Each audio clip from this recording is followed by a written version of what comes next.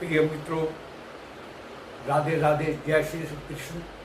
मैं Ajay Solanki, astro adviser व प्लूटिस्ट, आज के ज्योतिष एपिसोड में अपने एस्ट्रो चैनल में आपका हार्दिक स्वागत करता हूं।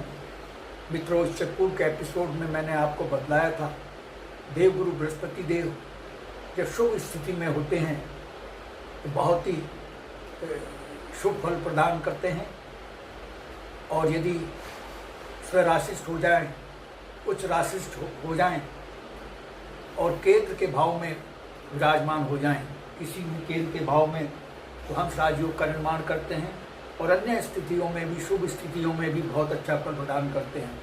लेकिन जब देवगुरु अशुभ स्थिति में आ जाएं तो बहुत अशुभता भी पैदा हो जाती है। देवगुरु बृहस्पति देव की सबसे अधिक अशुभता तब होती है जब इनकी युति राहु के साथ हो जाती है। राहु की युति किसी भी भाव में इनकी हो जाए तो यह गुरु चांडाल योग का निर्माण करती है। ये युति मीन्स कंजंक्शन। तो गुरु चांडाल योग अशुभ योग होता है। राहु नैसर्गिक पाप ग्रह है और देवगुरु बृहस्पति नैसर्गिक शुभ ग्रह कहलाए जाते हैं। देवगुरु बृहस्पति देव ज्ञान, बुद्धि, विवेक, संतान, समृद्धि,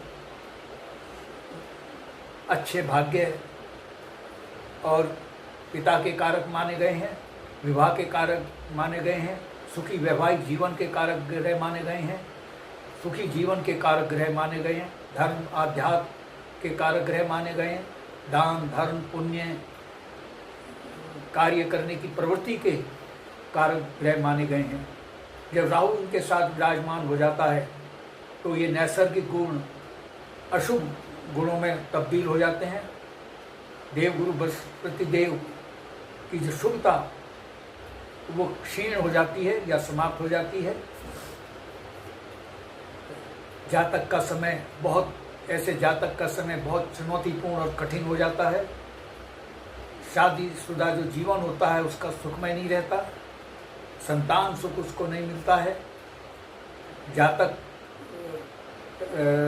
अपने विवेक को खो देता है, अपने गुरुजनों बड़ों का सम्मान नहीं करता, उसमें रैशनेस आ जाती है और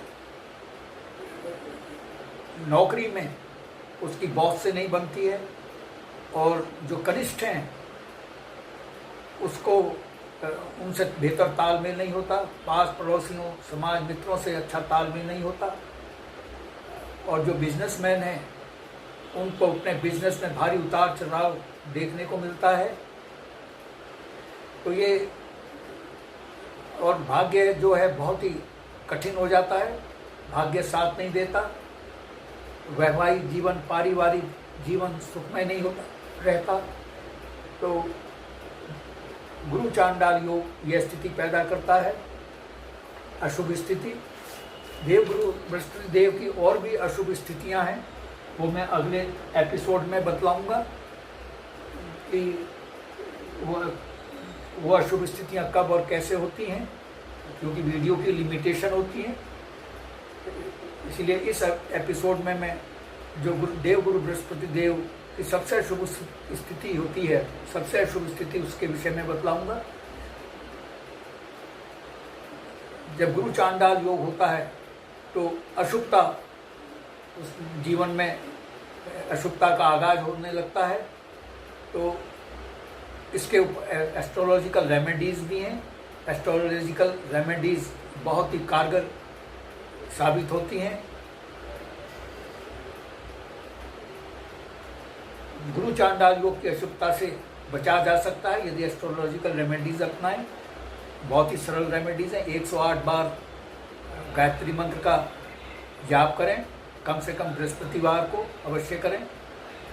और देवगुरु बृहस्पति देव के जो आराध्य हैं, विष्णु देव की उपासना करें, और अपनी जेब में हमेशा पीला रुमाल रखें, क्योंकि पीला रंग देवगुरु बृहस्पति देव को एडजस्ट करता है।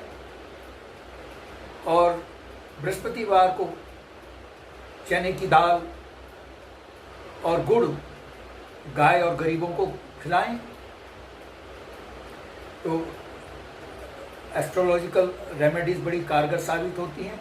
और इसके साथ ही अपने बड़ों का, गुरुजनों का सम्मान करें, बड़ों का अनादर ना करें, अपने क्रोध पर नियंत्रण रखें और ड्राइविंग जो है वो सावधानी से करें, जोखिम भरा कार्य ना करें जिसमें दुर्घटना हो सकती है।